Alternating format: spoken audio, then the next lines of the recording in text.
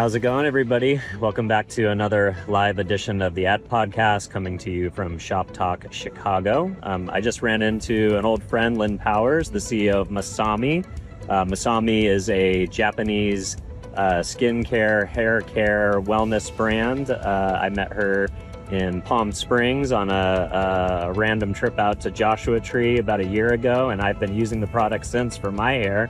I love it. So Lynn, thanks so much for sitting down and saying hi. Of course, anytime. I'm really excited to be here, and I didn't know you were going to be here. I know, yeah. Well, it's one of the fun kismets of these types of events, right, is you never know who you'll see. All right, so for those who don't know you, tell us a little bit about yourself. Tell us about MASAMI and what brought you to Shoptalk this year. Yeah, so I am, an old founder because I spent 30 years in advertising, and then I became an entrepreneur, so it's a little crazy. Love it. Never too late. Never too late. It's Yeah. a big lesson for people. And I've also learned the art of the pivot, which was not easy for me because I'm a bit of a control freak. So being an entrepreneur, you got to give up a lot of control because, things like COVID, cancer, tariffs, Yep. can't Never control any of that. right? Yeah. But I love Shoptalk. This is probably, I haven't been to the Chicago one before. Yeah, but, me neither. This is my first one. Yeah, but I've done the Vegas one, I think 3 or 4 times. Wow, okay. And that one is like 5 times the size of this. Yep. But I always get good ideas, insights, interesting tech. Like I like to see what's coming up. I experiment a ton on my business, so it's kind of fun to dabble with some of the new technology. And some of it works and some of it doesn't, but that's the point. Yeah, totally. So for those who are not familiar with the brand, tell us a little bit about it. Tell us a little bit about the origin story, the Japanese heritage, some of the attributes for those who might not be familiar. Sure. So MASAMI launched at New York Fashion Week in February 2020, and it is a brand that's all about botanical hydration. So as you know, because you've used it, weightless hydration, which seems like an oxymoron in hair care because most hair care that does hydration leaves your hair sort of, I want to say greasy, heavy, because that's the nature of the hydration. But ours, it took us about 10 years to figure this out. Yeah. To do the hydration with weightlessly, so it adds volume. So we use a Japanese seaweed called Macabu. That is our secret sauce. And we get it from Japan, but we make the products, thank God, here in Chicago. Beautiful. That's amazing. So made in the Yes. USA too. Yes, with a Japanese ingredient. Right, but yes. of course. Yep. So that makes it a lot better. Now, I still have some tariff challenges because our packaging, component parts, etc. But for the most part, 80% of my business is US based. Nice. That's So, beautiful. Yeah. So, and then tell me about how you discovered this Japanese seaweed and how did you think that it would be a interesting ingredient to use in hair care? Well, I can thank my co-founder's husband, Masahiro. We also named the brand after. Love that. And he grew up in Atsushi, Japan, which is in northeast Japan, a little tiny town. It was actually where the tsunami in 2011 completely wiped Oh my the town goodness. out. Yep. Yeah. But his mother was a hairstylist. Oh, interesting. And so she would do what I would call DIY seaweed infusions to people's hair and Oh, skin that's fun. because it grows right there in the bay. Yeah. And so the people eat the macabu like we eat avocados here in the US. Interesting. It's just part of their daily sort of staple. And so that's sort of how we kind of were intrigued and figured out there's something interesting going on. She would grind it up and just add it to products. And we kind of do the same thing. We put it into our products as a powder. Okay. So I don't know if you've ever noticed in the styling cream, if you look really closely, there can be little tiny specks of green. I have never considered that. No, it's well, I'll tell you what I do notice about it. You talked about the non-greasiness. Like, as you can tell, I have long, voluminous hair still at 44 years of age. Not too gray yet. Yep. And but I also am very fussy about my hair. Like, you can tell that it's really long right now. I'll probably get a haircut 3 times a year. Okay. But I wear hats constantly. I wear hats mainly a lot because I do athletics and I play pickleball and things like that. But I also just like the style of hats, and for the podcast I'll wear hats of sponsors or companies that I'm working with for brand recognition. But when I do need to take the hat off and style my hair, I've traditionally used mousse or gel or a harder pomade, and really none of those work for the way that my hair is. My hair is very voluminous, but also very like stringy, and it doesn't have much volume to it. So I have to add a lot of that product in order to get it to stay in place. And it either makes it feel like there's like something like crunchy and stiff from gel.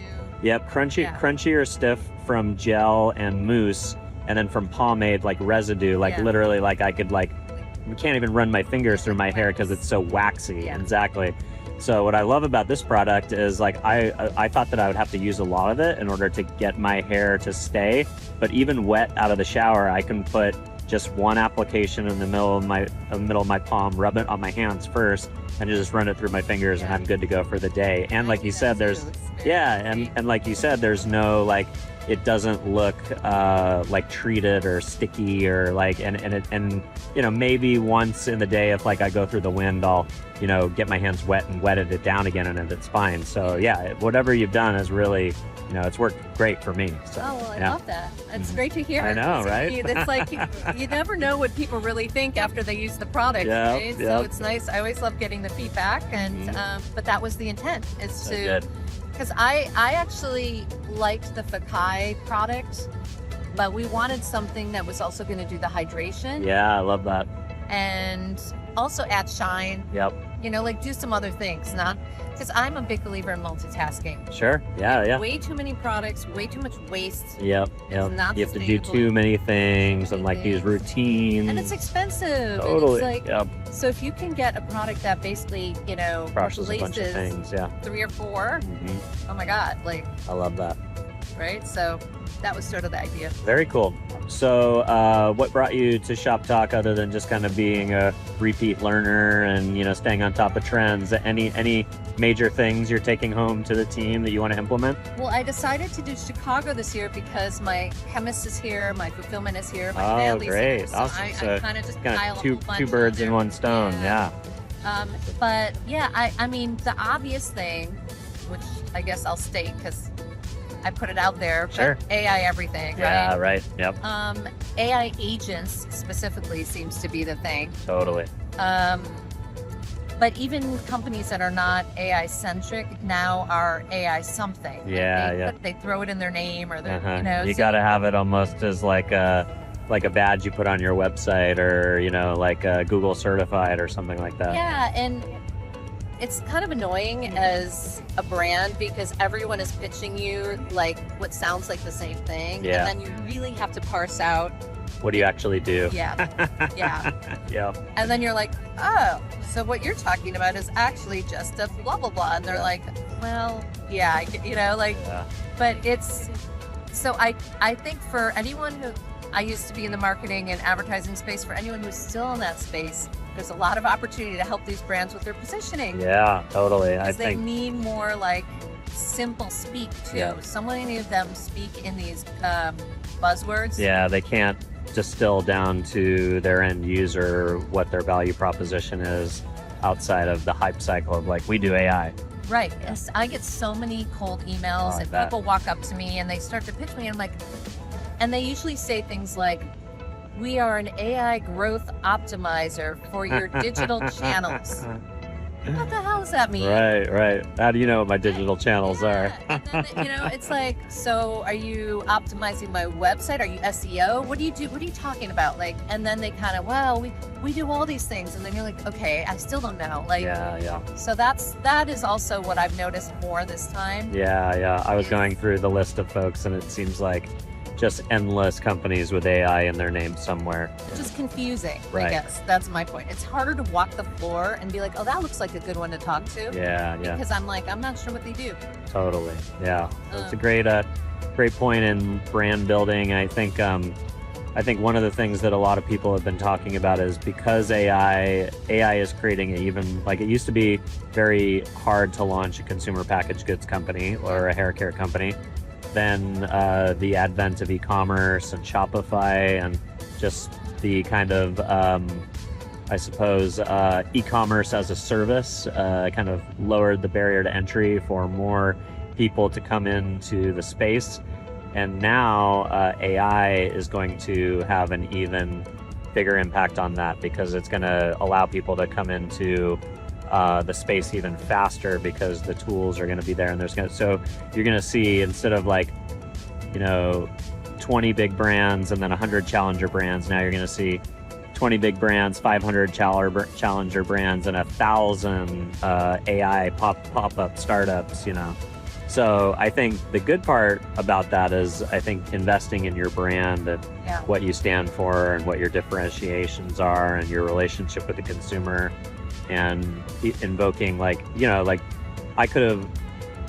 don't even know how many people are here, and you and I only ever met one time. Yeah. And I'm flipping through the app and I'm like, wait a minute, I think I know this person. And then I looked at my email and, and the name, I remembered the name, as much as your name as well. But, I think that's important for brands now more than ever, is they're going to have to continue to build brand and build that relationship with the consumer. Yeah, and that's the hard part. You kind of have to do everything. You have to be omni-channel, but you also have to be full funnel.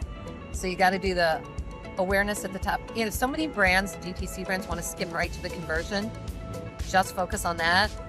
But it's like no foreplay, Yeah, it's totally. like you gotta warm people up a little bit to be receptive. Yeah. Because you can't just be like, buy our product today. So it's hard, because I get it, like the lure of wanting to just make things more like direct selling, transactional, but it's because when you do the sale emails and you see your numbers are so much better than an education email, you can start to make these like, we should just do these. Do more of those, but you can't. Right. You have to resist the urge.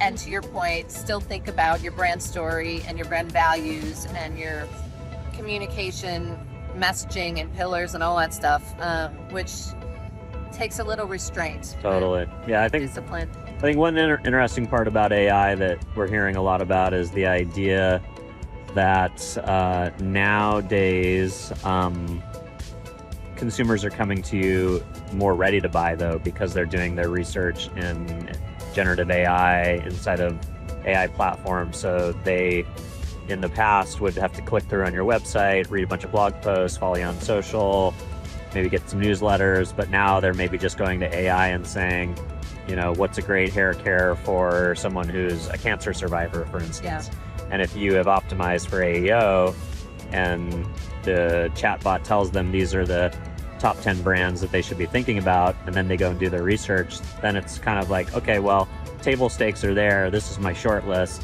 Now I'm just going to kind of click through, and I'm going to be a lot quicker to the cart than I was in the past. You don't have to, but you lose that opportunity for retargeting and kind of following them around and having a longer relationship. But I think to some degree, you do have to be ready to transact faster now, because you're getting less traffic, but more traffic that's is intended traffic that's ready to convert. I mean, the bummer about that, because I think you're right, is that as small brands, I think it's going to really hurt us small brands, because when AI is recommending, it's based on volume of mentions and, right? And so the big brands are always going to be the ones that get recommended first. Yeah, they're going to be able to dump into AEO. Like the big things that I'm hearing is like PR is more important than ever. Yeah. Reddit, TikTok, and YouTube. Substack. Yeah. Quora is back for some reason. Also, working with, and writing in an academic fashion with citations, working with third-party organizations, and more of like not just to game SEO, but to write, because all these AI models were trained on educational material. Yeah. They really favor educational writing style. So if you could partner with a university or a cancer, research center or something like that for that segment that I know you guys go after. Those types of things can kind of also help you punch above your weight, I think. Yeah, it's a good idea, but I think we're going to have to find more niche opportunities because Yeah. again, those big, broad, like I want a hydrating hair care product.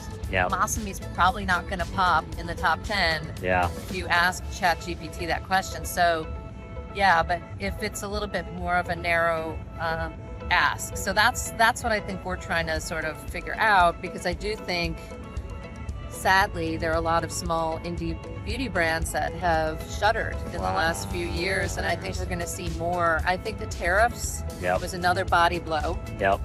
and now I think with when the AI LLM takes over for search, then I think we're going to see another body blow to the Yikes. small brands. So Yikes. it's just like very tough, Yeah, totally. but it's still fun. Still fun. Awesome. Well, if people want to learn more and find out or purchase the brand, where do they go? So you can always go to lovemasami.com, LOVEMASAMI.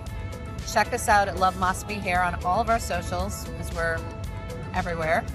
And if you have any questions, you can always hit me up on LinkedIn. Let's go. Awesome. Thank you so much for coming on. Yeah, thank you. Appreciate it.